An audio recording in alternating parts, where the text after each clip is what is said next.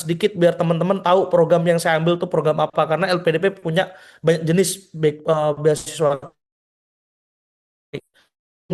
Ya, background saya kembali disebutkan benar saya satunya ngambil di ilmu komputer di tepatnya di teknologi informasi kebetulan tapi saya juga sempat ikut program di seperti ISMA gitu di US kebetulan juga konsentrasi di computer science. Nah, tapi yang bikin unik kenapa tadi disebutkan double degree saya ngambil PWK. Nah, jadi sedikit cerita, kebetulan saya kan ini adalah saya pertama kali nyoba LPDP juga.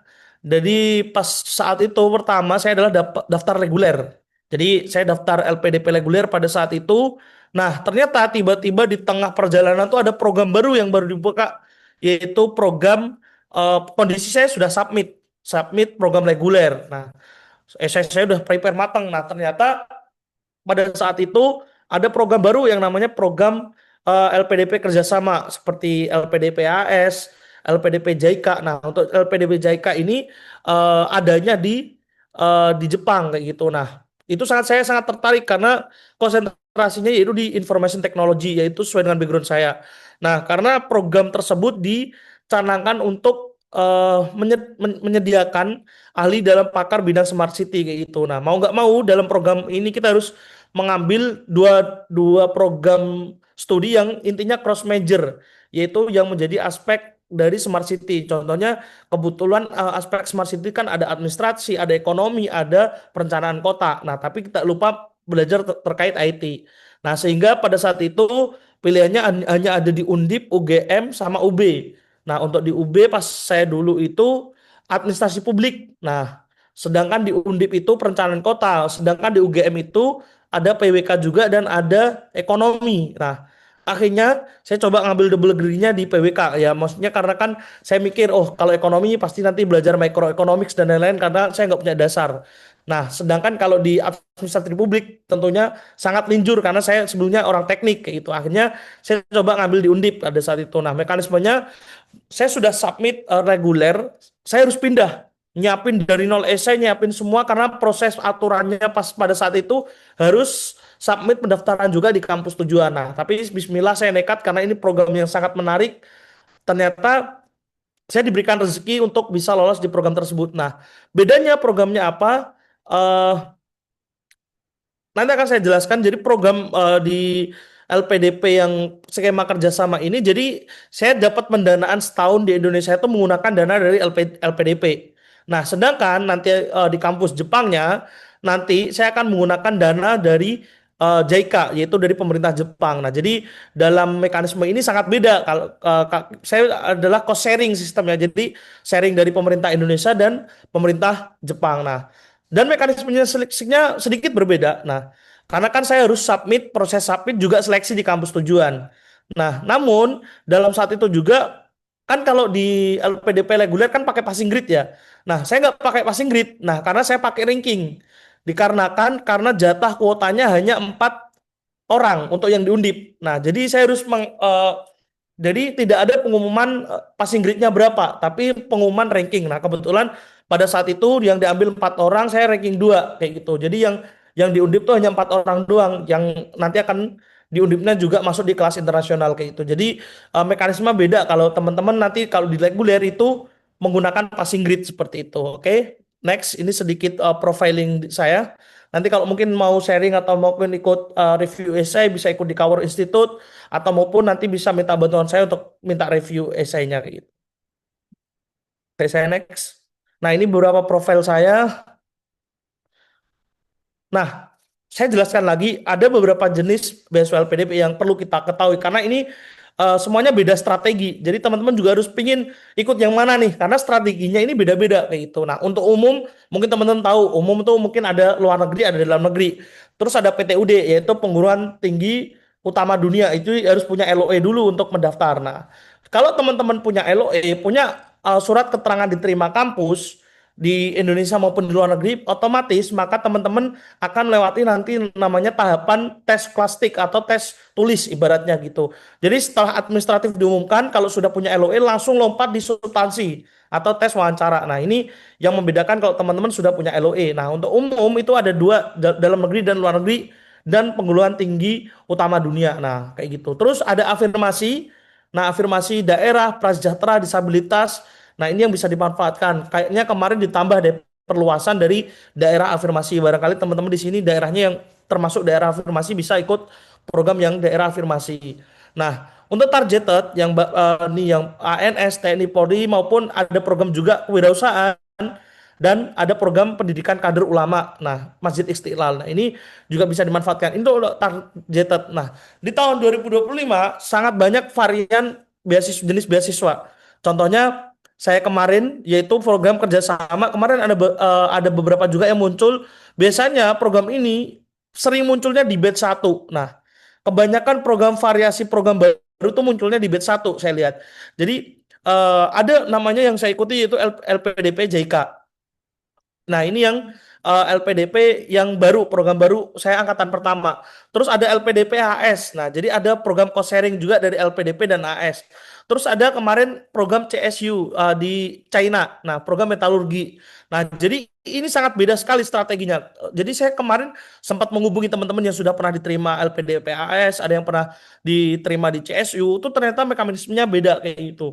Nah, tentunya teman-teman nanti silahkan dibaca sendiri karena juknisnya sudah sangat lengkap. Nah, jangan sampai kita nggak teliti baca juknisnya karena semua informasi sudah ada di juknis.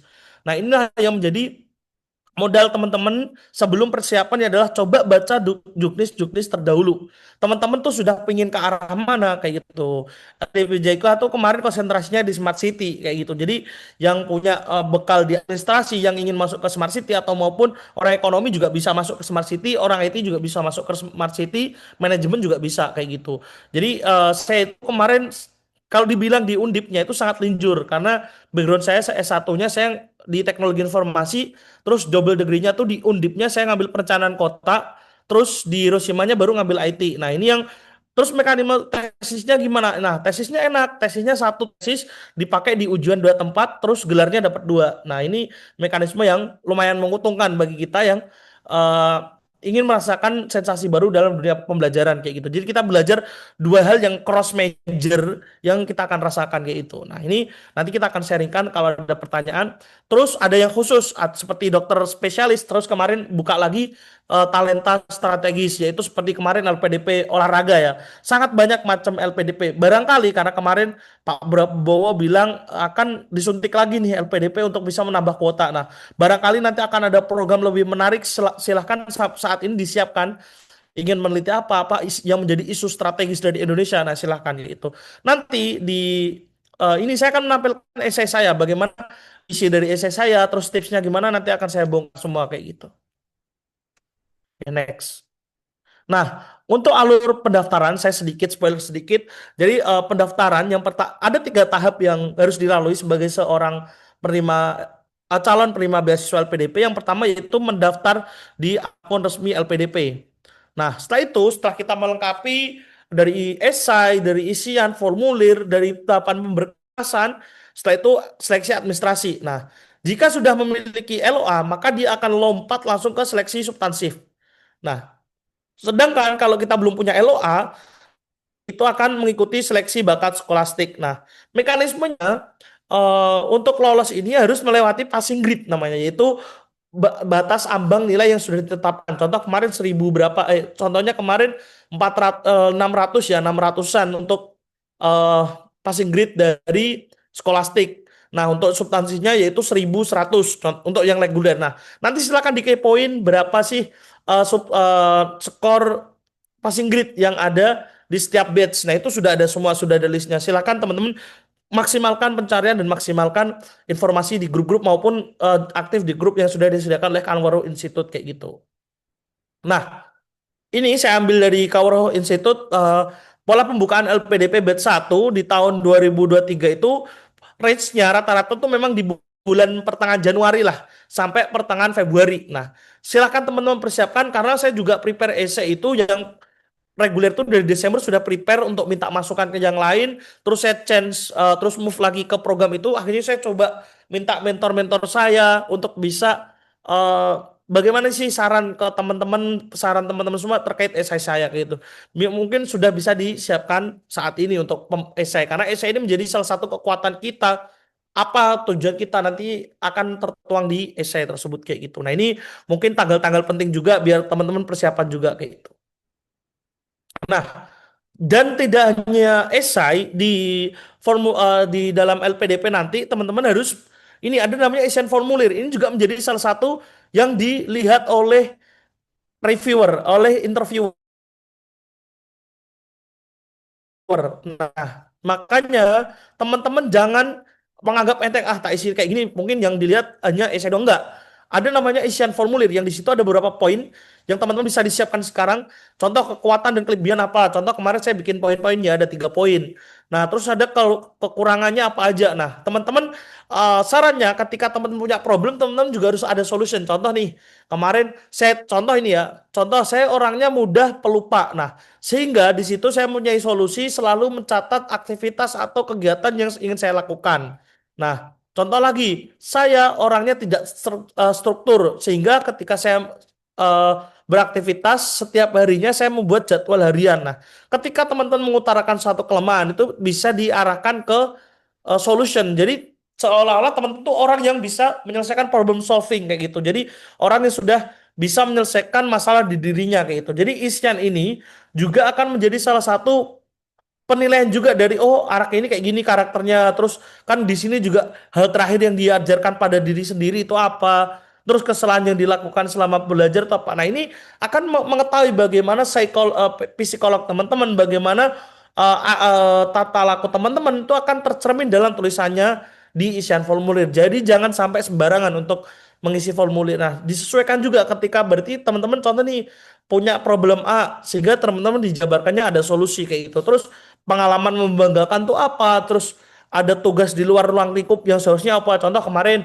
saya bertugas di divisi A ternyata saya mendapatkan tugas di divisi B apakah saya mau nah saya mau dengan alasan bla bla bla bla jadi harus ada reason secara akademik bukan hanya reason ya karena bagus karena ada uangnya nah harus ada reason yang di situ memang benar-benar do you can detect value do you can take the point atau mungkin bisa dikatakan kita bisa mengambil manfaat dari something aktivitas tersebut. Nah, terus apa yang menjadi pembeda dari peserta lain? Contohnya, saya adalah seseorang yang tidak mudah rapuh, tidak seorang yang tanggung jawab, dijabarkan bla bla dengan bukti.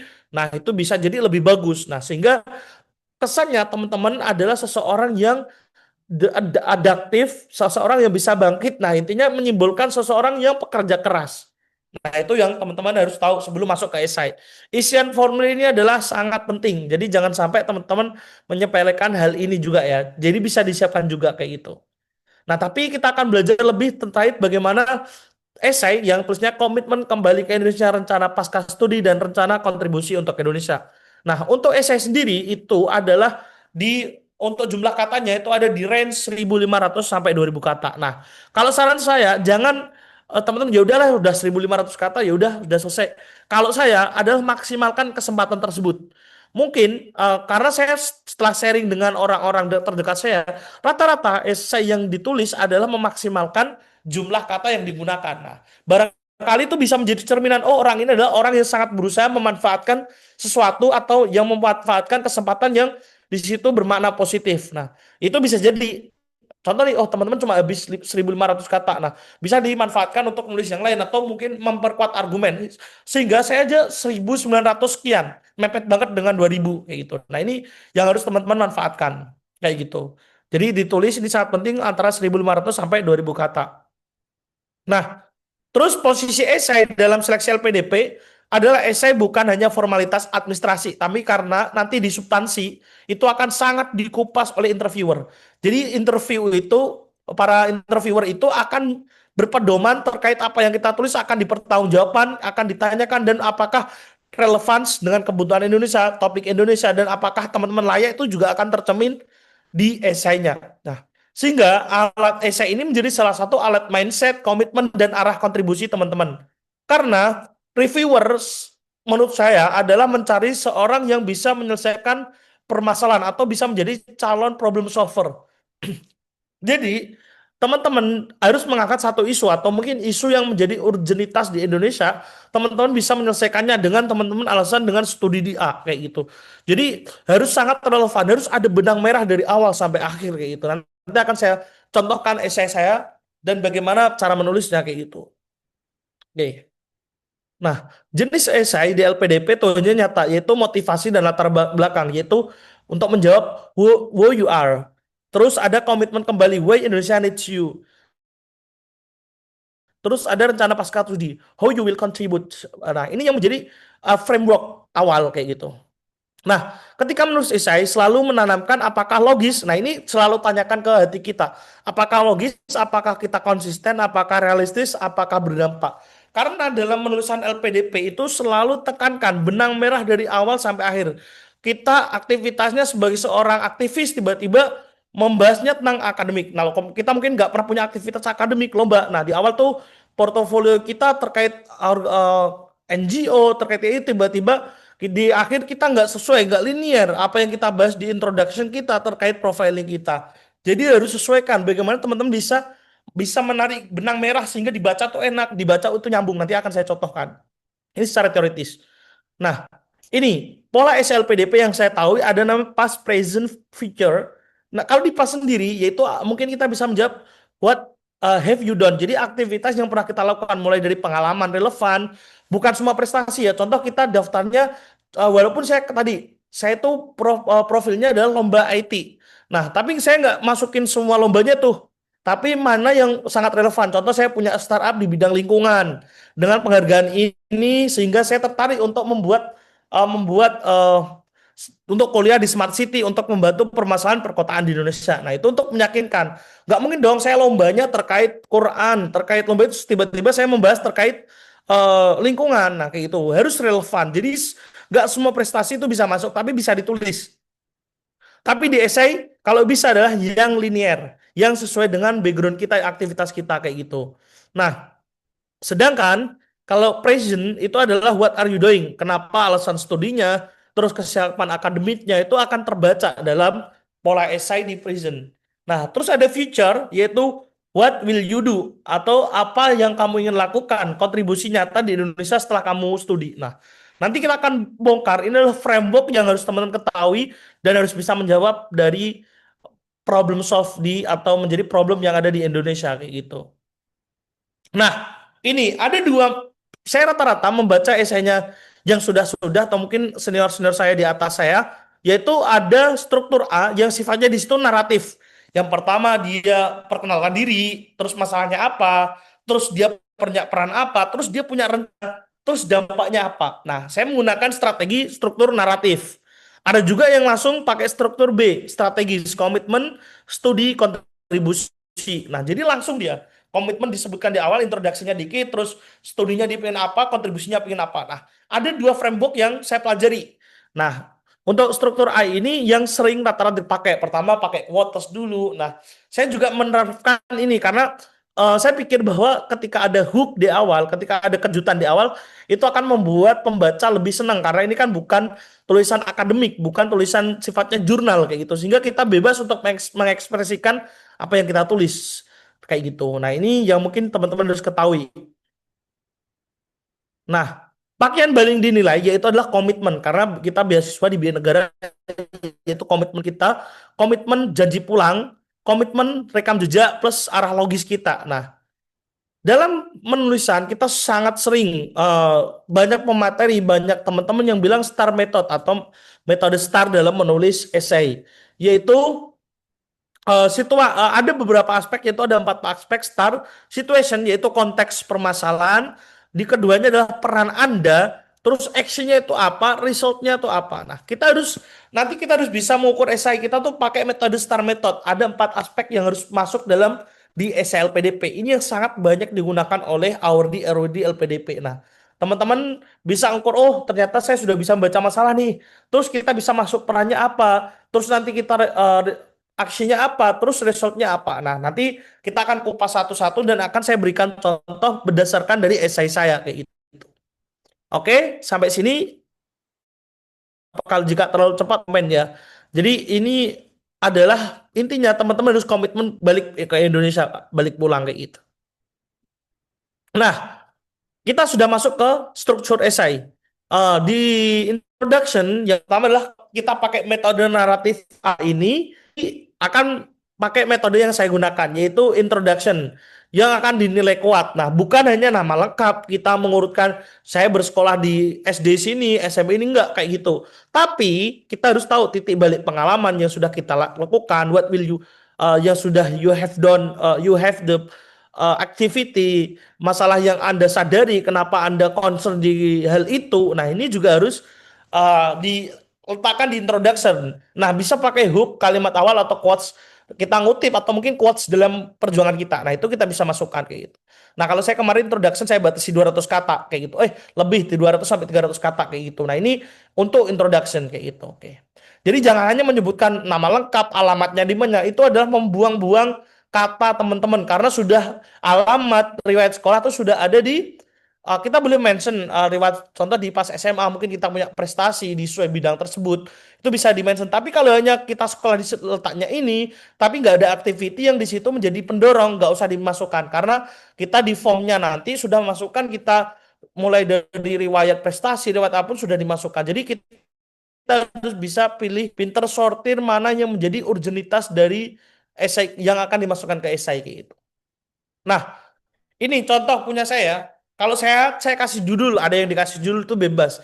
Karena saya memang pingin kasih judul biar oh arahnya ke sini kayak gitu. Jadi ini membangun kota cerdas menyongsong Indonesia emas.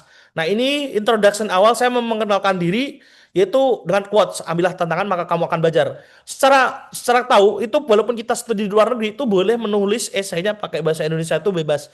Karena saya rasa karena banyak mentor-mentor saya itu pakai bahasa Indonesia dan eh, lebihnya gitu sehingga ketika penyampaiannya ketika ditulis tuh lebih enak gitu sehingga saya juga bukan bahasa Indonesia. Contoh nih, saya pakai judul Membangun Kota Cerdas Menyongsong Indonesia Emas 2045. Nah, kenapa menyongsong nanti akan saya jelaskan. Nah, ini profil saya Subah Guru perkenalkan Khairul Adib dengan background orang tua saya pendidikan SMP memotivasi sejak kecil. Nah, di sini menjadi hook awal kondisi saya. Nah, saya jelaskan pada tahun 21 keterima di Win Wali Songo melalui jalur prestasi bla bla bla. Terus activity yang saya lakukan di kampus, organisasi maupun penghargaan. Nah, setelah itu saya mulai menggiring apa yang menjadi concern saya. Concern saya yaitu menjadi founder Zero Up di isu pemanfaatan lahan non produktif. Sehingga nanti akan nyambung dengan kalimat berikutnya karena saya ingin em, pemanfaatan dan terkait deforestasi di Kota Semarang kayak gitu. Lagi teko, lagi teko. Oke, ada gimana? Oke, mungkin ke unmute ya. Oke, jadi ini adalah essay dari introduction saya. Jadi ada pengenalan sedikit, saya sedikit banget pengenalan, terus activity yang saya lakukan di kampus S1, terus ini yang menjadi concern saya ada di yang ketiga ini, yang saya kotakin di ketiga ini. Ini yang menjadi concern saya. Terus apa yang menjadi concern saya, dia mendapatkan penghargaan juga sebagai bukti kayak gitu. Oke, next. Terus kita lanjut ke isu. Nah, kita harus pintar mencari isu yang tepat di Indonesia. Nah, isu harus spesifik lokasi diketahui dari pengalaman langsung tuh sangat bagi studi. Nah, ini wajib relevan. Jadi tahu benang merahnya. Tadi kan saya bilang saya punya startup di bidang lingkungan untuk mengelola lahan non produktif. Nah, data itu pendukung data jurnal kebijakan penguat argumen. Pengalaman pribadi juga bisa menjadi narasi. Nah, tapi jangan jangan salah ya. Jangan mengubah esai LPDP itu menjadi artikel ilmiah atau menjadi jurnal. Tapi kita di situ adalah mendeskripsikan isu secara argumentatif kita kayak gitu. Nah, itu yang kita ketahui. Jadi nggak ada sitasi di dalamnya. Bisa ngambil contoh statement A itu boleh, tapi tidak ada sitasi secara akademik. Secara akademik contoh Adib 2023 itu nggak sitasi akademik pakai APA style kayak gitu. Jadi di sini adalah bebas menarasikan esainya kayak gitu. Nah, jadi saya sudah ngambil isu yaitu terkait deforestasi di Kota Semarang. Nah, tadi kan saya sudah bahas pemanfaatan lahan produktif. Next nanti akan nyambung kayak gitu.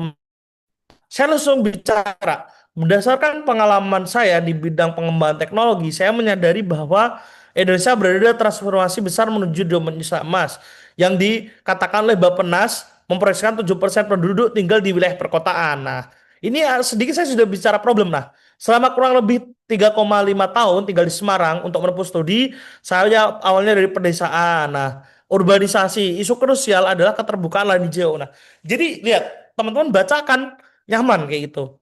Mencapai Semarang ini data. Nah, ini mengutip data untuk mengkuat argumen.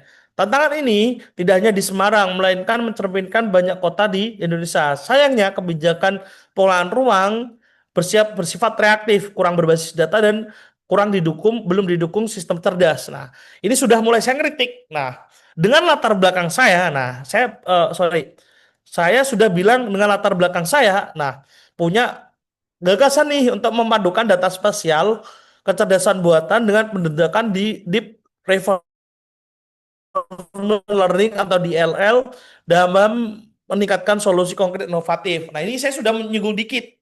Nah, silakan teman-teman baca sedikit. Pasti di sini nyaman nggak dibaca? Tadi saya bilang punya startup di bidang lingkungan. Nah, sekarang berdasarkan, nah jadi ada korelasi, ada benang merah yang bisa ditarik. Sehingga di sini teman-teman enak untuk membacanya kayak gitu. Nah, silakan dibaca sedikit. Oh, kayak gini ya. No, saya nggak mensitasi yang secara akademik banget kayak gitu. Nah, ini untuk teman-teman isu dan problemnya. Isunya apa sih? Isu perkotaan, isu Indonesia punya RJMPN 2025. Nah, kalau bisa teman-teman harus mengutip ya RJMPN, terus data-data dari yang di situ memang jadi isu prioritas dari Indonesia. Indonesia sekarang prioritasnya apa? Mungkin bisa ngangkat MBG atau apapun itu sesuai dengan bidangnya teman-teman. Yang menjadi isu bencana atau isu tata kelola daerah. Nah, itu yang bisa menjadi teman-teman. Padahal saya bukan orang IT, tapi ya itu bagaimana teman-teman bisa menerasikan bahwa teman-teman bisa melinearkan kayak gitu. Oke, saya next. Nanti kita akan sharing-sharing aja. Nah, rencana studi. Rencana studi bukan cerita pribadi dan bukan promosi kampus. Karena saya pernah baca punya temen tuh kayak, dia malah kayak menjadi promosi kampus. Punya akreditasi A dengan bla bla bla bla. Nah, itu juga boleh, tapi tidak boleh mention di dalamnya. Nah, kenapa? Karena di dalam rencana studi itu arah akademik atau fokus keilmuan, konsen keilmuannya jelas. Terus masalah Indonesia yang ingin dijawab, sehingga teman-teman gini, oh sehingga tadi ada permasalahan tersebut saya harus melakukan penelitian atau mengambil di jurusan A atau di kampus A. Nanti akan saya tunjukkan. Terus alasan S2 diperlukan. Kenapa sih teman-teman harus S2? Kayak gitu. Kalau cuma di situ menerapkan metode aja, berarti nggak usah S2 dong, bisa dilakukan sendiri toh, kenapa harus S2? Nah, ini harus menjadi argumen kuat. Nanti saya akan tunjukkan. Terus ada output studi. Teman-teman bukan sekedar lulus, tapi teman-teman punya output di dalamnya. Ini nanti akan dijelaskan pasca studi juga. Akan ada benang merah yang akan ditarik. Nah, contoh nih, ini contoh simpel aja, example. Saya akan fokus pada perencanaan kota berbasis data spasial dan kecerdasan untuk menjawab tantangan urbanisasi dan degradasi lingkungan perkotaan. Contoh ini. Terus ini salah, yang merah ini salah. Cuma gini argumennya, saya ingin belajar perencanaan wilayah dan kota karena jurusan ini bagus. Itu sangat salah. Pasti kayak nggak ada reason yang jelas kayak gitu. Tadi teman-teman udah bilang problem, kenapa terus ingin belajar wilayah kota itu harus jelas karena melihat kondisi Indonesia, sehingga saya harus membantu merumuskan kebijakan strategis atau analisis terkait bagaimana kondisi tata kota, tata wilayah, atau mungkin bagaimana pengelolaan manajemen perkotaan di Indonesia, sehingga biar tidak terjadi bencana A atau analisis bencana A. Ini yang menjadi concern teman-teman harus dalam lingkup ini kayak gitu. Nah, cara menyebut kampus aman dan kuat. Sebut kampus hanya untuk kesesuaian keilmuan, bisa contoh mention jurusannya, majornya, terus kekuatan riset atau dosen. Nah, saya juga pakai metode ini, terus akses pembelajaran spesifik. Kenapa teman-teman mengambil di A? Mungkin bisa nanti disebutkan laboratoriumnya, terus ada dosen A, atau mungkin di situ kampus jurusannya punya penjurusan di bidang A kayak gitu, atau punya konsentrasi di bidang A. Nah, itu yang bisa menjadi salah satu eh, modal kuat teman-teman untuk menjadi reasonnya. Nah, namun hindari pujian umum atau daftar mata kuliah yang panjang. Saya akan mengambil 10 mata kuliah ditulis semua, jangan. Tapi ada mungkin satu mata kuliah yang menjadi interest dari teman. Nah, proporsi idealnya yaitu 85% itu akademik dan disambungkan di isu Indonesia. Jadi eh, sehingga saya perlu mengambil jurusan ini karena kondisi Indonesia seperti ini, saya akan belajar terkait bagaimana manajemen pengelolaan artificial intelligence untuk pengelolaan tata kota. Contohnya kayak gitu. Nah, terus teman-teman bisa mention fasilitas karena dia punya lab center, punya fasilitas apapun lah di dalam kampus tersebut kayak gitu. Oke, langsung saja mungkin teman-teman bisa baca sedikit punya artikel bagian saya. Nah, ini punya saya. Nah, melihat permasalahan tersebut, saya terdorong untuk mengkaji lebih melalui penelitian lebih dalam melalui penelitian berkelanjutan bergabung double degree yang disediakan melalui skema ini saya sebutkan merupakan langkah strategis. Nah, saya berencana mengambil program studi PWK di Undip serta melanjutkan di Graduate School of Innovation and Practice for Smart Society di Hiroshima. Kedua institusi ruang ideal bagi saya mengembangkan. Nah, ini masih saya mention satu-satu, memilih untuk melanjutkan di Undip reputasi baik. Nah, ini masih general, khususnya program Magister PWK. Dalam program studi ini saya ingin mendalami mengenai isu perencanaan kota mengambil inovasi teknologi di bagian solusi permasalahan terutama konteks urbanisasi pesat. Nah, sudah saya menjelaskan. Saya juga tertarik untuk belajar. Nah, siapa profesornya? Prof. Iwan Rudiarto. Nah, saya sebutkan beliau tergabung. Nah, kenapa pilih beliau? Ternyata beliau adalah pakar di bidang remote sensing. Nah, sehingga beliau eh, kalian beliau ini topik yang saya ingin pelajari. Nah, ini menjadi reason kuat gitu. Nah, tapi nanti ketika teman-teman pas substansi mungkin saya ditanya juga kemarin siapa yang kamu ingin belajar dengan siapa gitu. Nah, ini saya jelaskan lagi. Saya memilih untuk melanjutkan program double degree. Nah, bicara karena pendekatan interdisipliner yang menggabungkan teknologi dan inovasi sosial yang sangat relevan dengan tujuan saya menciptakan kota inklusif datang. Nah, kurikulumnya contoh artificial and natural intelligence and data science for sustainable development. Ini saya baca-baca di web itu bisa membantu dalam menganalisis kondisi di Indonesia. Nah, saya tertarik dengan Prof. Ayub Syarif ini peneliti dan aktif dalam penelitian seperti Future Earth sekalian beliau. Nah, saya memuji dan di situ ada datanya, nanti bisa dicek. Mengembangkan sistem teknologi merancang gambaran ini saya yakin bagi saya memperluas jaringan internasional, membangun melalui program ini, saya berharap menteruskan pengetahuan di pengalaman saya. Nah, harus kuat di sini reasonnya kayak gitu. Nah, kenapa saya lebih tonjolkan ke Hiroshima? Karena ketika substansi saya jelaskan, saya perlu hanya teoritis terkait bagaimana tata kota, tapi saya akan menyelesaikannya. Nah, ini yang menjadi salah satu teman-teman yang perlu dipelajari. Nah, ini saya mention artificial and natural intelligence membantu menganalisis dan memprediksi fenomena perkataan yang adaptif. Sementara data analis mendukung kebijakan yang mempromosikan keberlanjutan seperti pengolahan sumber daya kebijakan publik serta aktif dalam program penelitian, dalam dan ketimpangan sosial. Jadi teman-teman silahkan diolah. Nah, ini di rencana studi saya sangat menekankan di sini. Kenapa ngambil di kampus A? Mungkin pas di awal tuh menjelaskan labnya cocok dengan saya, ada profesor cocok dengan saya itu silahkan mengeksplor sendiri. Nah, ini untuk contoh punya saya seperti itu. Oke, nanti kita banyak sharing aja. Nah, untuk rencana pasca studi yang kuat, mengaplikasikan perubahan untuk mendukung pembangunan Indonesia yang berkelanjutan dan berbasis data. Nah, ini saya ambil dari beberapa presentasi dari kakak tingkat saya.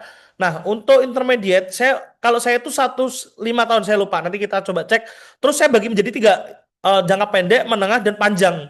Nah, intinya apa? Harus satu jalur, yaitu eh, bersinkron dengan apa dari awal kita, konsen apa kita, terus problemnya apa, terus studi kita apa, pasca studinya apa, harus sesuai. Nah, tidak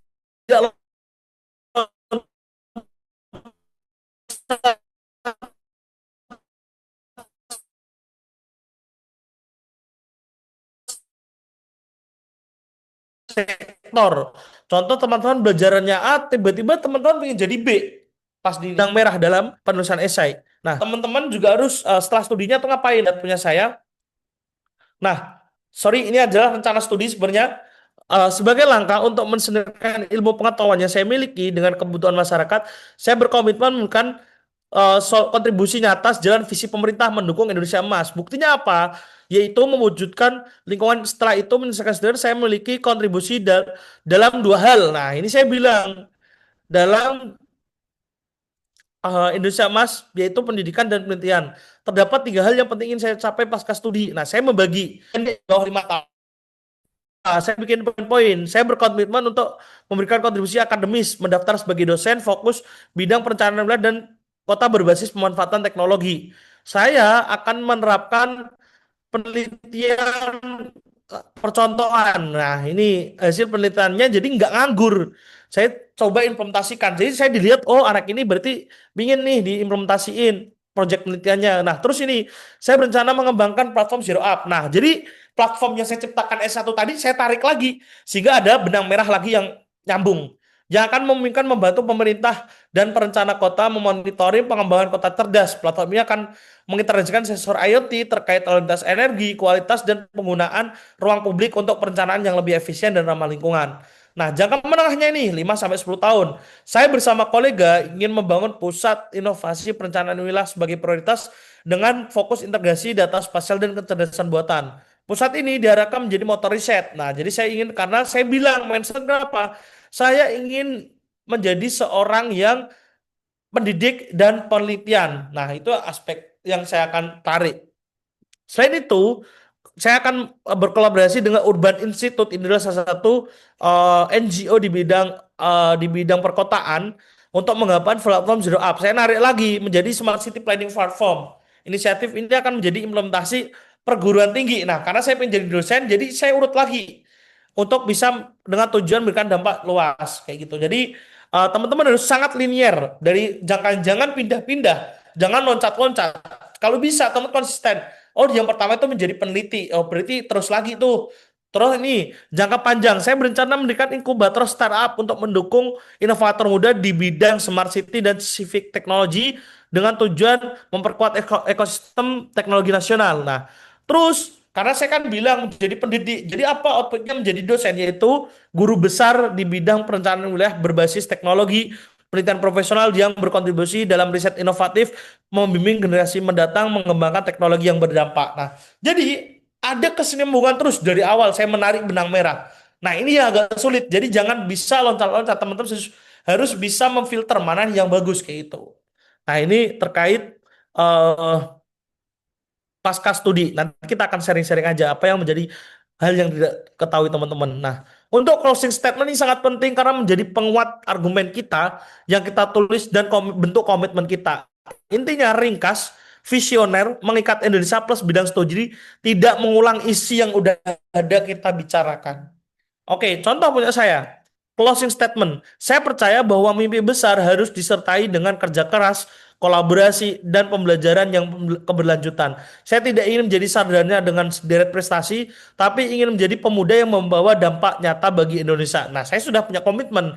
Dukungan LPDPJK akan menjadi katalisator penting dalam perjalanan ini, membuka pintu kesempatan untuk menggali potensi saya lebih dalam, baik segi akademik maupun praktikal. Nah, saya udah bilang akademik maupun praktikal. Dengan pengalaman, kompetensi, dan dedikasi yang saya miliki, saya siap mengambil langkah lebih jauh dalam perjalanan ini. Saya udah komitmen. Nah, terus saya percaya bahwa kontribusi pada transformasi menuju Indonesia yang lebih baik, saya akan menjadi bagian dari agen perubahan, tidak berfokus pada pencapaian pribadi. Nah, saya sudah mention terus, tapi juga memberikan dampak positif. Saya berkomitmen untuk bekerja keras, menginspirasi, dan mewujudkan Indonesia Emas dengan tadi sesuai yang sudah saya mention di atas. Saya juga berkomitmen untuk kembali di Indonesia ini juga penting dimention dan berperan aktif dalam pembangunan negeri ini membawa nilai-nilai kemajuan dan kesejahteraan bagi masyarakat. Nah, jadi ada closing statement yang intinya tidak mengulang apa yang sudah kita bicarakan dalam introduction, dalam pas studi atau maupun pasca studi kayak itu. Nah, ini closing statement kan baik intinya SLPDP yang bukan yang paling hebat tapi yang paling masuk akal, jujur, dan konsisten kita tahu apa yang kita akan lakukan. Nah, mungkin setelah ini kita akan lebih banyak ke sharing apa sih yang problem teman-teman, yang kesulitannya apa ketika melihat esai seperti itu. Oke, mungkin itu saja dari saya.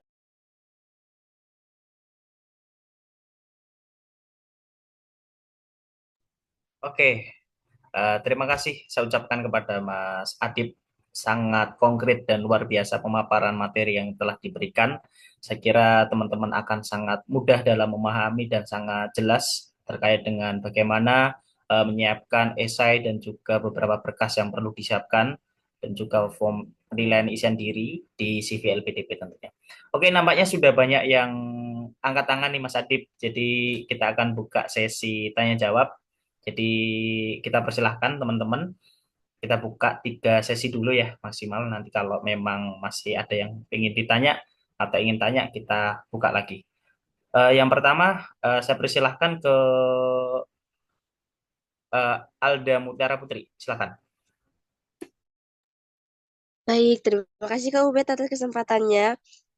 Sebelumnya terima kasih pada Kak Khairul untuk pemaparan materinya sangat jelas, sangat rinci, sangat detail ya Kak ya. Jadi sangat saya masuk juga ke saya dan semoga masuk juga ke rekan-rekan yang lain. Waktu profil kakak disebut sama Kak Ubed tadi, saya sempat kayak excited, wow, PWK nih gitu. Sebenarnya gini Kak, background saya tuh dari pendidikan geografi. Tapi saya ngambil peminatan di teknik pemetaan. Dan untuk skripsi saya fokusnya ke pemetaan. Jadi teknik, saya lebih ke teknik. Jadi 1 semester, 1,5 semester itu saya belajarnya di teknik geodesi. Itu yang membuat yang nganterin saya untuk ambil penjurusan untuk skripsinya, jurusannya itu spesifik ke pemetaan. Jadi nggak ngarah ke kebetulan skripsi saya angkat kasus terkait bencana banjir di lingkungan saya. Make sense ya Kak? Di sini pasti Kakak udah teriak apa yang maksudnya. Ah, Betul, saya mau ngambil LPDP pemecahan permasalahan banjir. Kayak Lampung, Universitas Lampung, Unila. Lampung berkaitan dengan kasus yang benar sekarang ini lagi terjadi di Sumatera. Satu poin yang saya dapat dari penjelasan Kakak tadi bahwa coba lihat urgensi Indonesia. Yap, saya rasa yang bakal saya angkat kali ini itu sangat-sangat berkaitan dengan urgensi Indonesia saat ini. Saya mau ambil terkait mitigasi bencana. Ini lanjut skripsi saya, teknik pemetaan daerah potensi rawan banjir di Kecamatan Raja Besa, Kota Bandar Lampung. Baik. Nah, pertanyaan saya masih bingung. Apa yang harus saya lakukan? Apa saya lanjut dari skripsi itu, sebenarnya saya berniat ngambil PWK juga, Kak. Jadi jatuhnya itu peta skripsi saya angkat lagi, saya jadiin untuk bahan dasar basic untuk PWK, perencanaan daerah saya sendiri. Daerah saya yang sering tergenang banjir itu, Kak. Nah, tapi saya bingung langkah selanjutnya apa. Saya harus ngelakuin metode apa. Itu sebenarnya belum saya cari tahu lebih lanjut, tapi akan saya cari tahu lebih lanjut. Nah, kemudian yang kedua terkait mitigasi bencana. Kalau mitigasi bencana ini saya udah pasti tahu, karena di skripsi saya itu ada saran, Kak. Saran untuk pemerintah pusat. Jadi saya bakal ambil kira-kira udah ada petanya nih, udah ada peta potensinya nih. Mitigasi bencana supaya nanti nggak terjadi banjir lagi itu apa. Tapi balik lagi, Kak, mitigasi bencana kalau kita lihat ujungnya, lebih spesifiknya, bakal ngarah ke PWK. Benar nggak, Kak? Kan udah ada perencanaan wilayahnya. Udah ada mitigasi bencananya. Pasti ujung-ujungnya ke pembangunan daerah. PWK lagi, wilayah kota gitu. Kebetulan saya ini, tempat penelitian saya itu di kota, Kak, Kota Bandar Lampung. Nah, macam sama. Kemudian, sebenarnya saya ini yang kedua, Kak, kali ini. Kemarin saya sempat daftar juga, tapi di bidang pendidikan. Itu, jadi saya sekarang mau coba kayak banting setir gitu loh, Kak. Nah, sama nih kayak kakak. Kakak kan dari komputer ya? Dari komputer ke teknik PWK. Nah, itu kan kayak kalau kita lihat secara covernya ya, Kak, itu kan agak linjur ya, Kak ya. Nah, seperti saya dari pendidikan mau ke teknik. Tapi kan kalau kita spesifik lagi, eh, kalau kita lihat ke dalamnya lagi, itu kan kita ada basicnya ya, Kak ya. Ada dasarnya. Oke, Kak Obet. Terima kasih, Kak. Cukup itu aja pertanyaannya. oke, Mas Ubed langsung saya jawab aja ya Mas ya. Oke. Boleh, silakan Mas. Oke, sangat menarik. Tadi mention saya satu memang ilmu komputer, kenapa saya harus PWK? Jadi saya masuk PWK itu sangat-sangat kayak orang linglung. Kenapa masuk PWK? Jadi saya pas masuk PWK tuh nggak ngerti PWK itu ilmu apa. Itu sampai saya nggak ngerti. PWK ilmu apa. Saya cuma search aja PWK itu ilmu apa gitu. Nah, tapi saya tertariknya karena apa? Di sini saya sudah difokuskan kajian risetnya. Nah, yaitu di Hiroshima IT. Nah, jelas-jelas saya akan dapat gelar IT juga di Hiroshima. Sehingga linjur saya hanya di topik yang pertama, yaitu di undipnya. Nah, tapi ketika interview itu saya harus punya bisa menjelaskan dua aspek, yaitu IT dan PWK. Nah, itu yang agak berat. Nah, tadi dijelaskan terkait bencana. Nah, jadi gini, SCLPDP kita jangan menganggap isu itu urgent, jangan kita ya. Tapi adalah teman-teman bisa tahu banyak dibicarakan nggak? Kalau kita menganggap oh menurut saya itu nggak boleh, ini nggak boleh menurut, tapi ini adalah berdasarkan kajian data. Memang kajian banjir di Indonesia tuh sudah sangat banyak. Nah, teman-teman harus bisa bedain. Karena kemarin saya ditanya, deforestasi itu sudah banyak loh, contohnya gitu di Indonesia. Kamu mau ngapain gitu? Nah, sehingga saya manfaatkan AI, belum ada kajian AI untuk perencanaan kota. Nah, jadi itu akan menjadi keunikan karena rata-rata kajian kota itu dibahas menggunakan JIS, contohnya kayak gitu kalau orang PWK. Nah, tapi saya nggak ngerti secara teknis ternyata PWK tuh membahas terkait tata kota. Saya jujur, saya nggak bisa bikin map, bikin peta tuh aja nggak bisa pas masuk PWK. Jadi kayak dosen saya kaget, noh ini kok bisa masuk PWK gitu di LPDP. Karena itu saya bisa muatkan argumen bahwa saya orang IT akan membantu orang PWK menyelesaikan masalah. Yaitu masalahnya adalah tata kota. Nah, tadi Mbaknya bicara terkait bencana. Nah, saya ada isu menarik Mbak, nanti dibaca aja. Ada profesor di Undip punya teori baru yang belum banyak dikembangkan yaitu ekoton, yaitu bagaimana memitigasi di coastal area terkait banjir. Nah, itu bisa dibaca-baca. Nah, jadi intinya teman-teman di essay itu jangan kebanyakan bilang saya. Itu hal yang nggak baik. Kelihatan orang ini idealis banget ya, sering bilang saya ingin melakukan. Saya menghindari walaupun itu memang saya lakukan gitu. Tapi jangan seolah-olah kita selalu saya. Tapi untuk di akhirnya nggak apa, saya berkomitmen. Tapi ketika teman-teman melakukan activity, kalau bisa jangan bilang saya. Saya bilang saya punya organisasi A, tapi nggak bilang saya. Eh, Mengembangkan atau maupun activity-nya itu kalau bisa jangan terlalu menonjolkan klaimisasi kepada diri sendiri. Nah, itu yang harus kita ketahui. Terus tadi bicara terkait skripsi saya sudah membahas A, itu sangat bagus. Ekoton. Jadi tadi skripsinya udah bagus, ingin mengembangin skripsi. Nah, teman-teman harus tahu, teman-teman kenapa harus lanjut S2. Nah, apa bedanya S1 S2? Nah, S1 itu hanya implementasi teori. Ya, ingat implementasi teori. Untuk S2 kita sudah bisa mengoprek, sudah bisa mengimprove, sudah bisa mengkritik teori atau mungkin kita bisa bikin teori juga bisa. Kayak gitu atau mengkolaborasikan keilmuan. Nah, jadi teman-teman mbaknya harus tahu kenapa S2. Nah, kalau cuma melanjutkannya di bidang apa? Kalau cuma implementasi teori pasti nggak kepilih gitu. Karena implementasi adalah tugasnya S1. Tugasnya S2 apa? Yaitu mengkaji apakah teori ini kita kritik. Teori ini apakah relevan? Nah, kalau enggak kita membandingkan teori, mengkombin teori dan di situ kita tahu celahnya atau mungkin kita membuat karena tesis saya ini adalah mengkritik teori yang sudah ada. Saya coba teori baru yang saya akan coba gitu. Nah, jadi intinya mbaknya sangat bagus ketika mbaknya mau mengangkat isunya dari topik skripsi. Jadi sangat kuat nanti penulisnya. Contoh, menurut pengalaman saya mengambil objek Kak, ini. Nah, ditemukan di balik hal teori melakukan kebetulan ada Profesor A yang ini ada argumen penguat. Nah, kenapa mbaknya kuliah kayak gitu? Kalau cuma menguji lagi sama aja dong kayak S1. Jadi mbaknya harus uh, kuat kalau temerah tesis tapi sampai mention tesis kata teman saya mention tesis karena pasti akan dikritik emang udah korespondensi.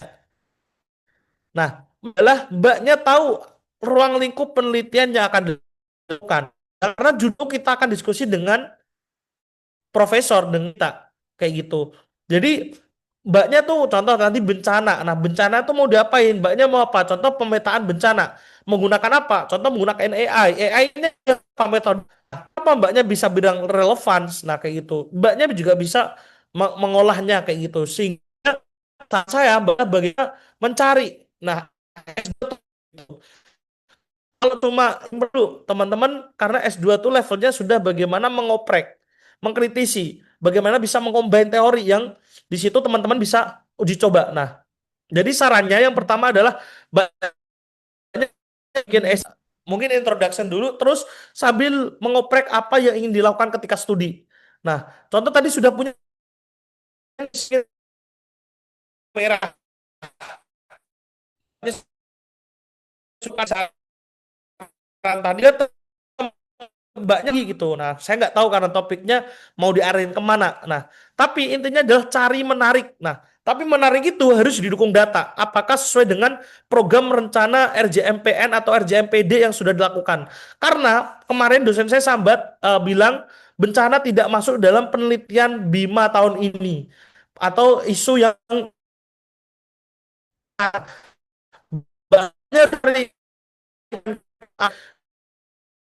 RJMPD itu urgent bahas nah dari data agar karena kita apa kita tuh dapat beasiswa untuk menyelesaikan masalah yang ada di Indonesia benar bencana masalah tapi harus didukung oleh bukti data. Nah itu Mbak saran saya.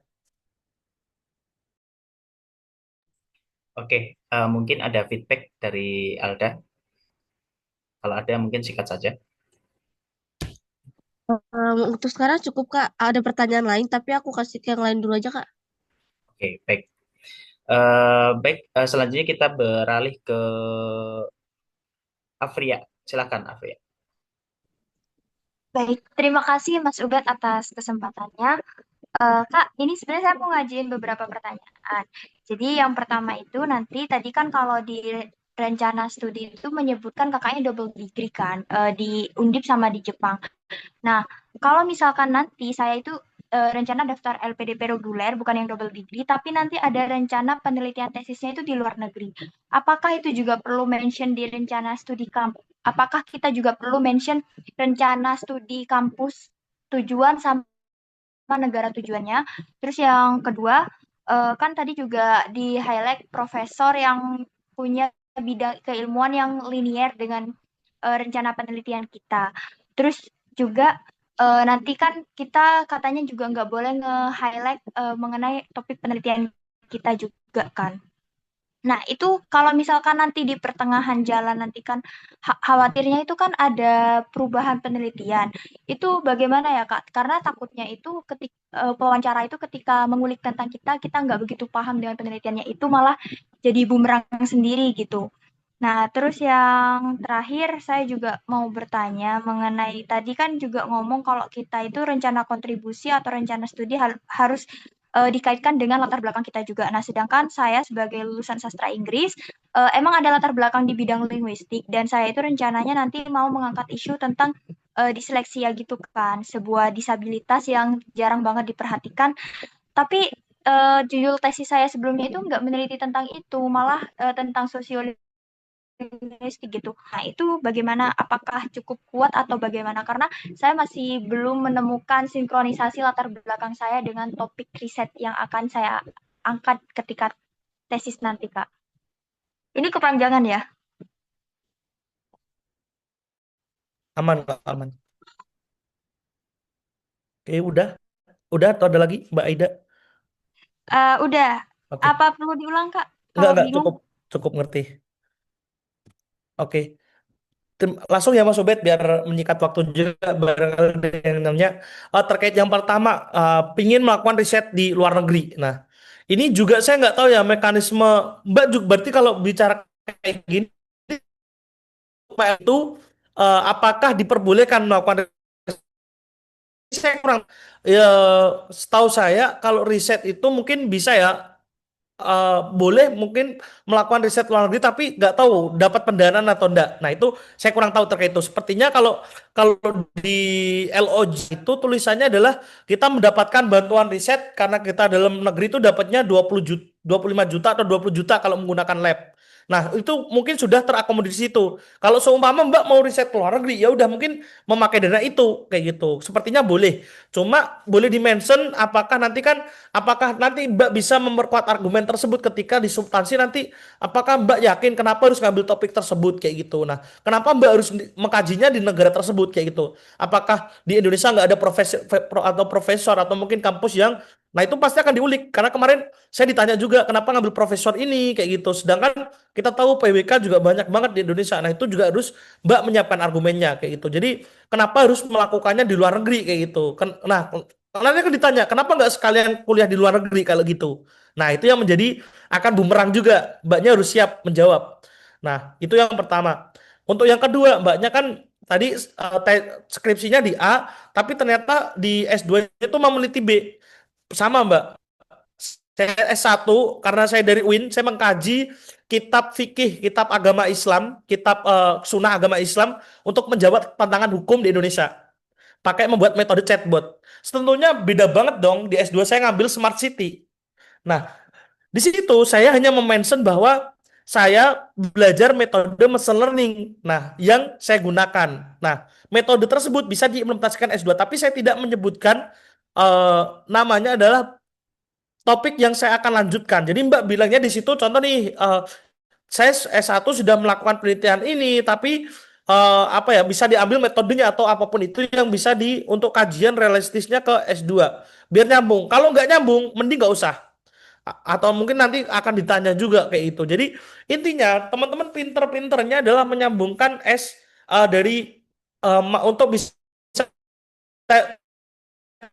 topik tesisnya. Nah, misalnya B cari eh, cari aktivitas yang sesuai dengan realitas Mbak yang lakukan. Contoh nih, saya tuh ingin mengkaji terkait NGO gitu. Padahal Mbak jurusannya linguistik. Nah di situ jangan ditonjolkan linguistiknya kayak gitu. Tapi ditunjukkannya adalah aktivitas sosialnya karena Mbaknya S2-nya mau ngambil NGO kayak gitu, terkait mengkaji NGO kayak gitu.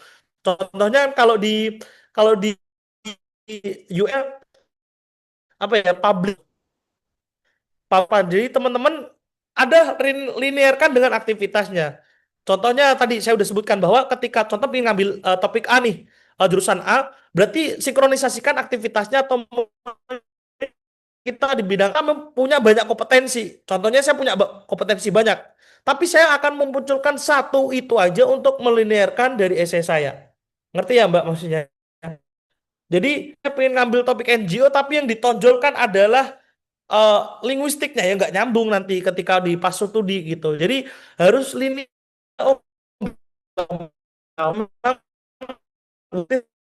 sebagai organisatoris sehingga di situ ingin melakukan satu agar isu kita terlihat menarik. Nah, itu yang kita ketahui karena nanti akan dipertanggungjawabkan. Saya kemarin sangat pertanggungjawabkan. Saya bilang deforestasi itu dikupas tuntas sampai saya nggak bisa jawab itu. Nah, itulah yang teman-teman harus siap menyiapkan semua jawaban yang akan muncul kayak gitu. Jadi itu yang menjadi modal, Mbak. Jadi Mbaknya kan tadi mau ngambil di bidang linguistik, walaupun Mbaknya punya pengetahuan di linguistik, Mbaknya harus nonjolin di linguistik, jangan nonjolin di topik skripsinya kayak gitu. Boleh di-mention tapi jangan terlalu menonjol gitu. Atau mungkin skripsinya di terbaik nggak apa-apa ditonjolin. Contoh kan karena skripsi saya terbaik di universitas, saya tonjolkan tapi di situ bukan untuk menggiring benangnya. Kan? Baik Kak, cukup jelas dari penjelasannya. Kak, ini mau izin tanya dulu. Kakaknya kan dari hukum Islam, terus ke mitigasi bencana gitu. Itu emang boleh lintas kayak gitu Kak, yang jauh banget. Karena saya jujur khawatirnya karena saya pernah nyoba pendaftaran LPDP, itu kan kita hanya bisa milih satu bidang kan, kalau misalkan kita belum dapat LOA. Nah, itu tuh ketika saya milih bidangnya itu bahasa dan sastra, itu otomatis pilihannya hanya di bidang-bidang sastra Inggris aja jurusannya yang available. Apakah bisa nanti misal saya mau ngambil hukum atau mau ngambil ilkom atau HI gitu? Nah, gini Mbak, bukan itu skripsi saya, bukan jurusan saya. Jurusan saya ilmu komputer. Terus program LPDP saya itu program Information Digital Technology Smart City. Nah, karena kan ada subjek tuh, subjek subjek keilmuan di di form LPDP. Nanti akan muncul yang sesuai kayak gitu. Jadi saya bukan jurusannya ilmu hukum, tapi adalah topik skripsi saya adalah tentang hukum Islam. Saya pemanfaatan AI untuk hukum Islam kayak gitu. Jadi bukan bukan jurusannya Mbak ya, perlu dinotis kembali kayak gitu. Jadi eh, intinya walaupun mau minor minor cross major itu Mbaknya harus punya reason karena itu bagaimana kita bisa memperkuat argumen kita ketika interview. Kuncinya adalah di interview teman-teman bagaimana bisa meyakinkan. Mau cross major pun nggak apa-apa kalau teman-teman memang bisa meyakinkan. Contohnya saya, kenapa berani ngambil PWK? Saya nggak punya dasar karena saya udah belajar. PWK nanti pertanyaan kayak gini, kayak gitu. Ketika interview saya coba minta mock up ke teman-teman, oh nanti yang akan muncul tuh pertanyaannya kayak gini gitu.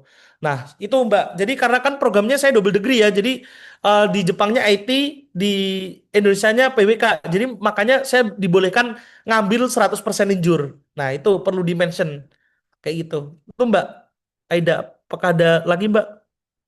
Baik Mas, sudah cukup jelas. Terima kasih ya. Sama-sama.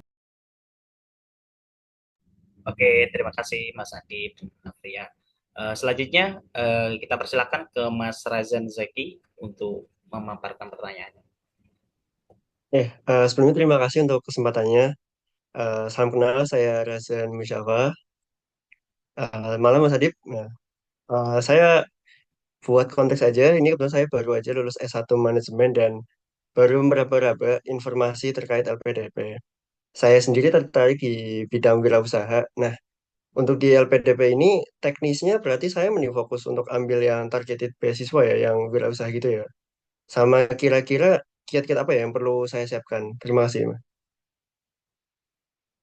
Oke, langsung saja ya. Nah, LPDP kewirausahaan ini perlu dimention ya. Untuk terima kasih Mas Raza, ini teman saya juga kebetulan.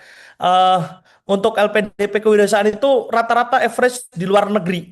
Nah, semuanya full di luar negeri. Tentunya butuh IELTS. Malah beberapa kampusnya itu karena teman saya ada yang lolos di kewirausahaan tuh harus pakai GMAT. Nah, GMAT tuh kayak di sini TPA-nya orang Indonesia lah kayak gitu. Nah, boleh kalau pengen konsennya di kewirausahaan nggak apa-apa kalau memang karena memang gini persaingannya lebih dikit kalau mau masuk ke karena targeted ya. Jadi targeted tuh saingannya lebih sedikit menurutku. Jadi teman-teman bisa manfaatkan yang ketika program tersebut ada di targeted kayak gitu. Nah, tapi itu yang perlu disiapkan karena kita silahkan dibaca juknisnya apa aja yang perlu disiapkan tuh sudah ada kok tahun-tahun sebelumnya nggak akan ada perubahan yang secara drastis. Mungkin ada di improve satu-satu. Yang pertama tentunya bahasa. Nah, bahasa itu menjadi salah satu administratif yang paling penting untuk bisa mendaftar di LPDP. Yang kedua yaitu syarat tadi administratif, mulai dari pengisian form, esai, dan lain-lain. Perlu diingat, jadi ada banyak teman saya nggak punya prestasi, tapi dia aktif organisasi. Atau mungkin yang di kewirausahaan dia punya bisnis. Nah, karena untuk kewirausahaan Mas Raja tuh punya spesial, harus punya proposal bisnis. Nah, itu silakan dicek nanti gimana mekanismenya. Karena saya kemarin ditunjukin teman saya, dia lolos di US kebetulan harus bikin proposal bisnis gitu. Kenapa bisnis tersebut harus diimplementasikan di Indonesia kayak gitu. Jadi intinya yang harus kita siapkan bahasa pasti udah tahu semua lah. Nanti dicek ketentuannya berapa. Terus esai tersebut intinya harus bagaimana kita punya kontributif, sangat kontributif bagi masyarakat Indonesia atau bangsa Indonesia yang bukan dilandasi dengan statement kita, tapi berdasarkan data yang ada di Indonesia atau maupun tadi silakan baca RJMPN, RJMPD atau maupun dokumen-dokumen dari Bappenas karena itu menjadi langkah isu strategis. Berarti biar gini loh, teman-teman ketika ditanya, kenapa isu ini? Nah, karena isu strategis yang dicanangkan dalam dokumen A. Nah, jadi lebih pede karena bukan berdasarkan personal statement. Nah, mungkin bisnis yang ingin diangkat, apakah itu relevan dengan kebutuhan Indonesia atau mungkin bisa menciptakan kebermanfaatan bagi masyarakat yang luas. Nah, itu yang sangat penting kita siapkan. Itu sih Mas, karena ini masih ada waktu bahasa mungkin bisa dia siapkan kayak itu. Untuk informasi semuanya sudah bisa diakses kok. Mungkin kita bisa mengambil dokumen-dokumen dari yang lain, dokumen dari seleksi tahun-tahun kemarin kayak gitu. Itu sih Mas. Oke, terima kasih, Mas. Oke, terima kasih Mas Razan. Kita masih ada waktu teman-teman, mungkin masih 15 menit. Yang Barangkali masih ada pertanyaan dari teman-teman yang lain, masih ingin mengajukan pertanyaan, kami persilahkan.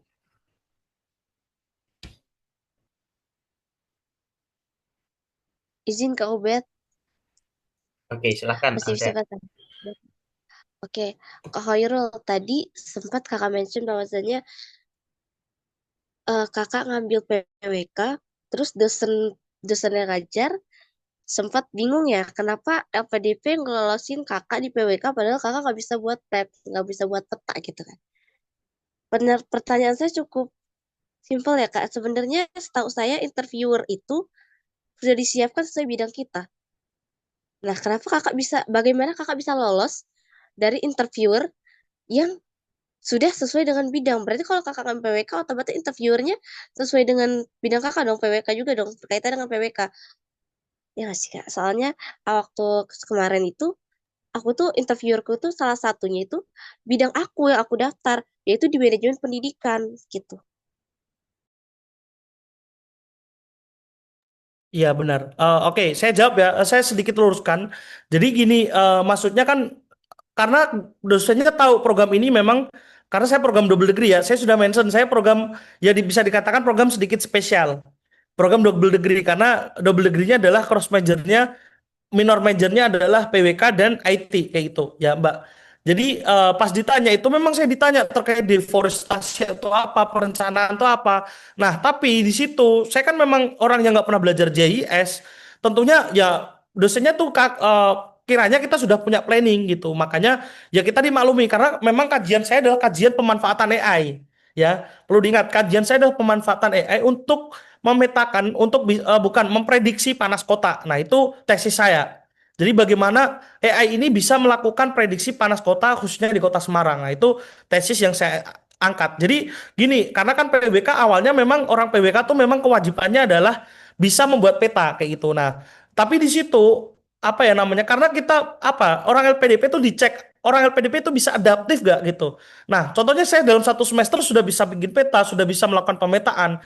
Karena pas di interview saya ditanya, nah kenapa kamu berani ngambil linjur di PWK? Nah, karena saya jelaskan, saya punya kompetensi di bidang IT, saya bisa belajar, bisa orang yang adaptif, saya bisa mudah bergaul dan lain-lain. Nah, jadi intinya teman-teman adalah bagaimana teman-teman memperkuat argumen. Saya ditanya juga orang PWK terkait deforestasi itu apa yang mungkin di IT itu tidak ngerti deforestasi itu apa, bagaimana pemetaan lahan, land use itu apa, penggunaan lahan itu apa. Tapi yaitu teman-teman bagaimana bisa mempertahankan argumennya. Nah, itu yang menjadi salah satu yang perlu kita ketahui. Jadi gini, saya program double degree nanti dibaca aja dokumennya di Smart City. Jadi di Smart City itu hampir 3 orang teman saya itu linjur. Saya dari komputer, teman saya dari kriminologi masuk di PWK, terus satunya dari jurusan dari UGM itu dari pemberdayaan masyarakat. Nah, yang satu ASN dari pertanahan. Kalau pertanahan kan cocok. 3 orang ini kita benar-benar linjur. Karena di situ teman saya dia mau ngambil topik terkait climate apa namanya crime, kondisi crime smart city. Nah, ya kan nggak apa-apa pemetaan pemetaan kriminal di daerah. Nah, terus yang kedua yaitu pemberdayaan digital teknologi. Nah, yang saya mengambil yaitu pemetaan menggunakan AI. Nah, jadi intinya apa? Di situ karena saya double degree, jadi tesisnya harus menyinggung PWK. Nah, kayak gitu. Jadi bagaimana memang kita ditanya PWK itu mana? Nah, tapi kita bisa mempertahankan argumen kita. Itu yang menjadi salah satu kuncinya. Itu, Mbak. Jadi bukan kalau mungkin reguler ya, kalau reguler pasti ditanya karena kita memang di Jepangnya itu beda-beda. Kita ada yang ngambil IT, teman saya ada yang ngambil manajemen, ada yang ngambil digital. Nah, itu. Karena kita double degree itu punya kesempatan untuk ngambil dari beda jurusan. Nah, itu Mbak yang perlu diketahui. Silakan aja dibaca di dokumen LPDP double degree. Nanti saya kirim di komentar. Itu Mbak, mungkin semoga menjawab.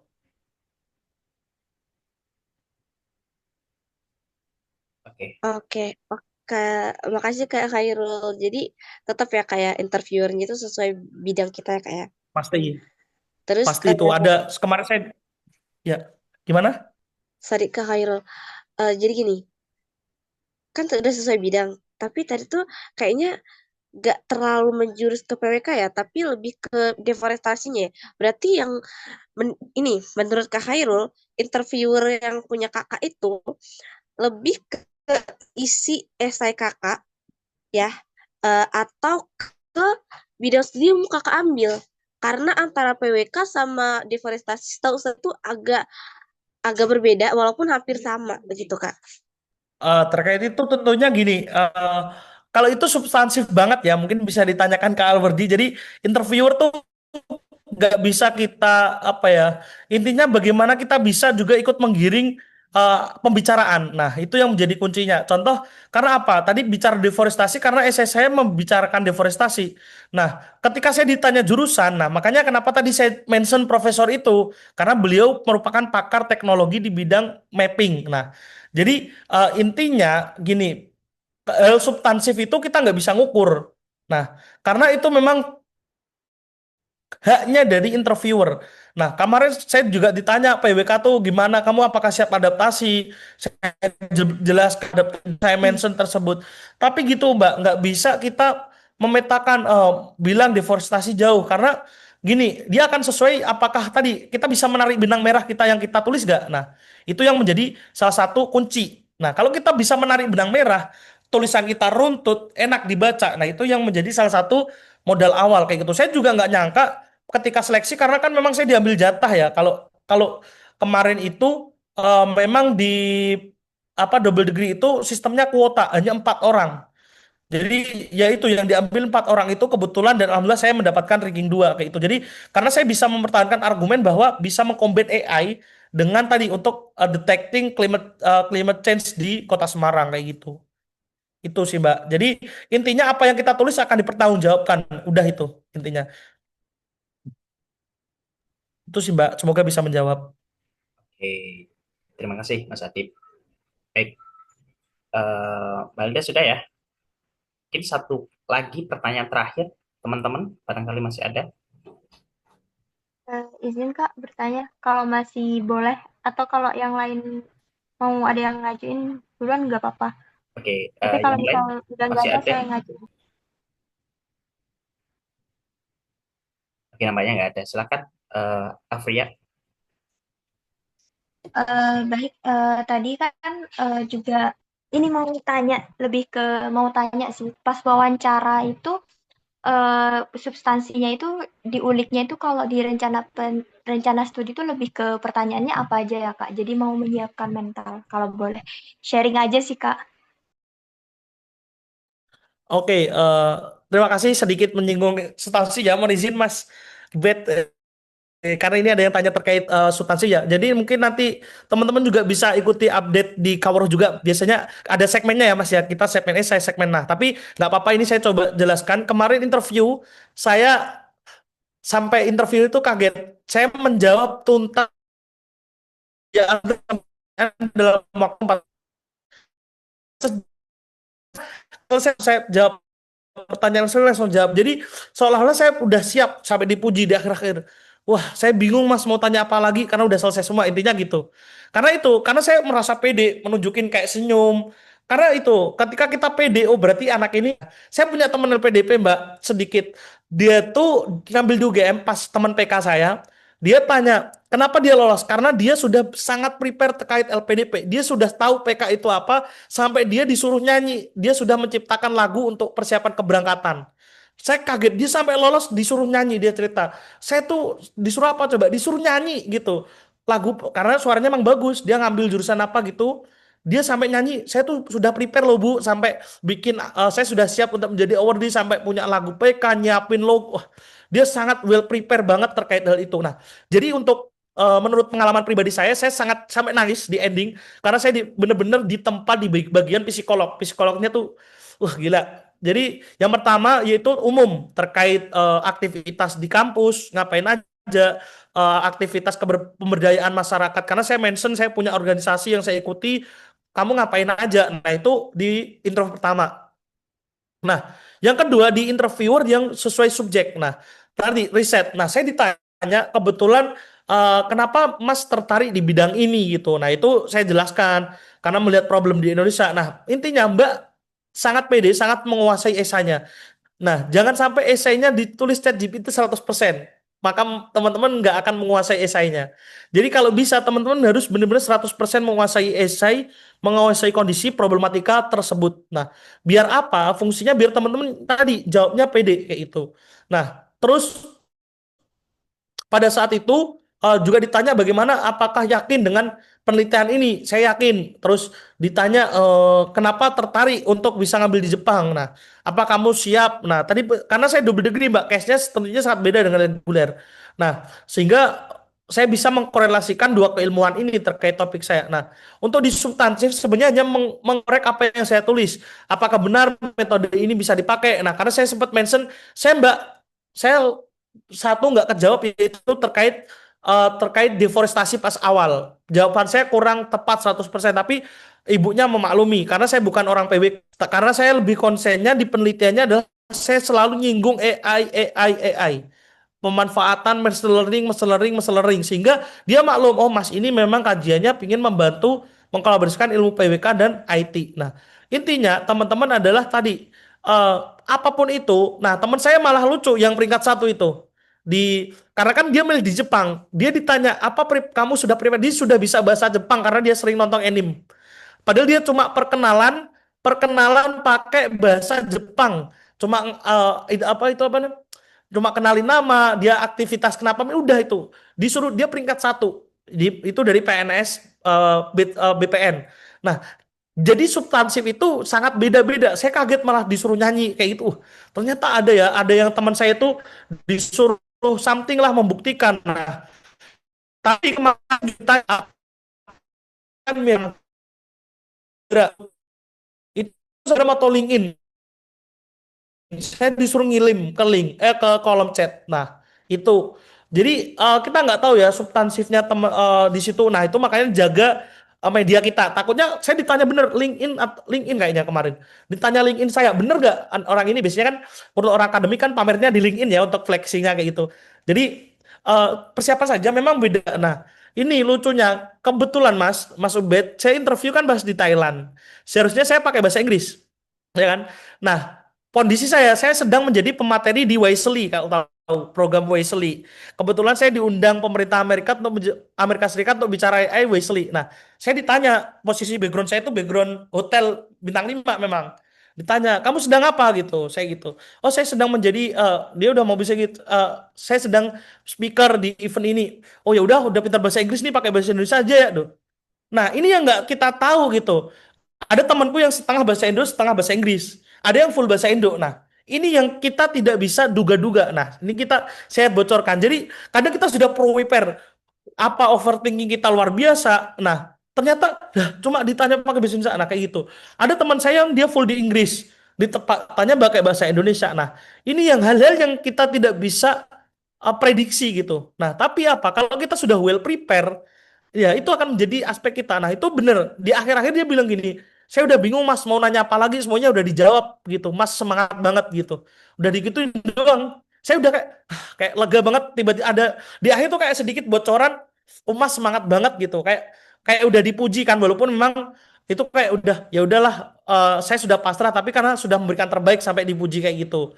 Kayak gitu. Nah, itu yang menjadi salah satu. Kadang dipuji pun ada teman saya yang benar-benar dipuji, kamu keren, nggak lolos. Nah, inilah yang perlu kita ketahui. Itu benar-benar karena kan namanya sudah substantif. Jadi itu nggak bisa diprediksi. Nah, jadi intinya kalau kita well prepare, kita sudah tahu menguasai esai kita, kalau kita yang kita tulis jujur sesuai realita, teman-teman jawabnya pasti akan lancar. Nah, itu kuncinya. Nah, itu silahkan manfaatkan, mungkin cari info di Kaur Institute nanti ada substansi atau mungkin program mockup atau mungkin bisa kirim esai ke saya juga kalau mau dikoreksi saya sangat terbuka dan saya akan bantu teman-teman untuk bisa menjadi awardee di batch 1 2026 seperti itu. Wah, keren-keren. Makasih Kak atas penjelasannya. Ini satu lagi.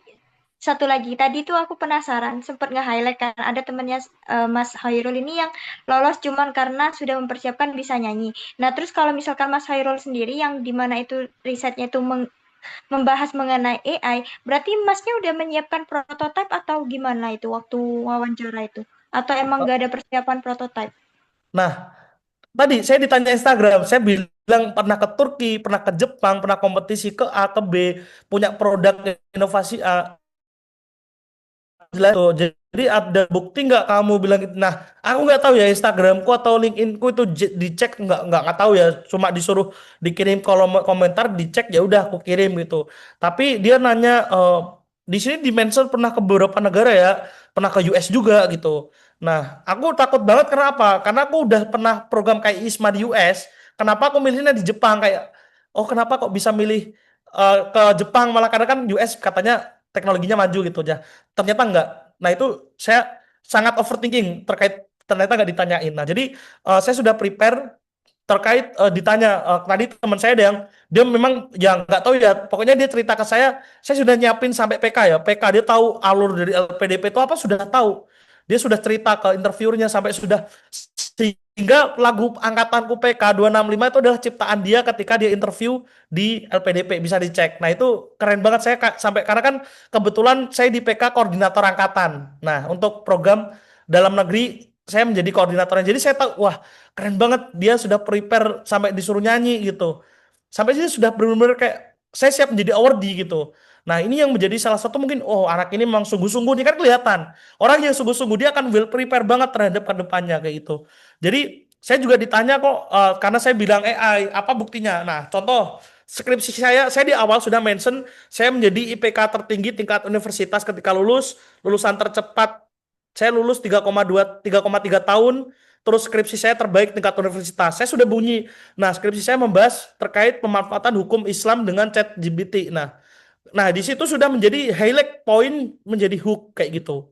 Nah, Nah, ya ini Mbak Novi, Mbak ini juga salah satu mentor saya juga yang pendiri dari Cover ini juga mention bahwa aktivitas yang paling menarik, terus perannya apa. Nah, itu beda, itu kan untuk teman-teman yang punya aktivitas atau mungkin teman-teman sering ikut joyset, ikut program. Tadi saya sudah sempat mention ikut organisasi atau NGO itu bisa dimasukkan asalkan linier. Nah, jangan sampai nggak ada benang merah tapi teman-teman masukin malah nggak enak bacanya. Jadi kalau bisa ada benang ya aku dapat saran dari mentor-mentorku pokoknya teman-teman bisa menarik benang merah dari apa yang menjadi konsen teman-teman problem studinya dan pasca studi urut. Nah, itu yang menjadi salah satu ya menurut saya adalah satu kunci dari kekuatan dari SLPDP itu. Oke, Oke, baik. Sudah jelas. Makasih ya, Mas. oke. Ya, baik. Terima kasih Mas Adi, Afria, dan juga Alda atas pertanyaan terakhirnya tadi. Memang saya mungkin nambahin sedikit, Mas Adi. Betul sekali, memang kalau di tes substansi itu kita nggak bisa memprediksi siapa yang akan menjadi reviewer kita. Jadi banyak-banyak berdoa dan prepare.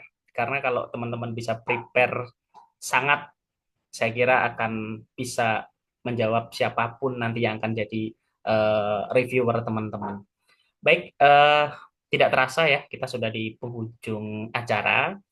Jadi sebelum kita tutup, bolehkah Mas Adi memberikan satu closing statement atau pesan penyemangat untuk teman-teman pejuang LPDP di sini? Oke, mungkin closing statement saya tentunya teman-teman harus sangat prepare, harus siap menerima keadaan apapun, kejadian apapun terkait mekanisme seleksinya. Teman-teman harus yaitu berdoa, berusaha harus teman-teman lakukan karena kita nggak tahu nanti mekanisme batch satu tuh gimana. Tentunya semoga akan banyak informasi atau banyak peluang yang terbuka kayak itu. Jadi intinya teman-teman jangan takut untuk mencoba. Intinya teman-teman apa? Mencoba pun juga harus ada usaha, jangan hanya mencoba-coba gitu. Tapi teman-teman silahkan perbanyak berkenalan. Saya dulu semua orang saya minta minta untuk menjadi mentor saya termasuk Mbak Via. Mbak, tolong saya berikan masukan semuanya. Saya minta tolong karena ya itu semua. Tapi teman-teman juga harus tahu mana nih yang saran membangun yang sesuai. Nah itu teman-teman harus filter intinya. Teman-teman untuk menyiapkan saya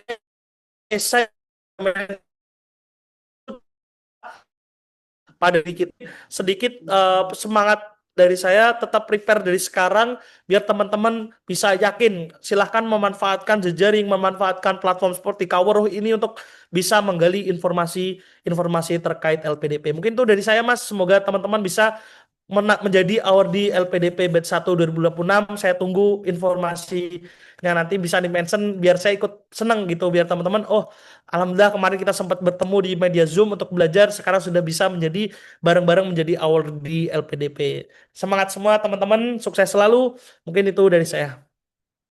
Oke, terima kasih Mas Habib. Amin. Semoga kita bisa bareng-bareng jadi award di LPDP ya, teman-teman. Tadi Mas Habib sudah ngirim kontak person ya, IG, nomor HP, dan sebagainya. Nah, itu bisa di eh, save ya, teman-teman. Barangkali nanti ada kebutuhan untuk tanya lebih lanjut ke Mas Habib, bisa menghubungi nomor yang telah dikirimkan.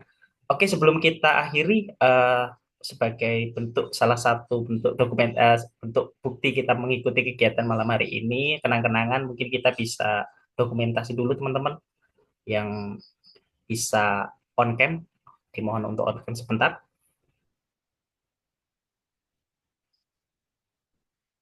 Oke, yang lain. Oke, langsung aja ya teman-teman, saya hitung pakai hitungan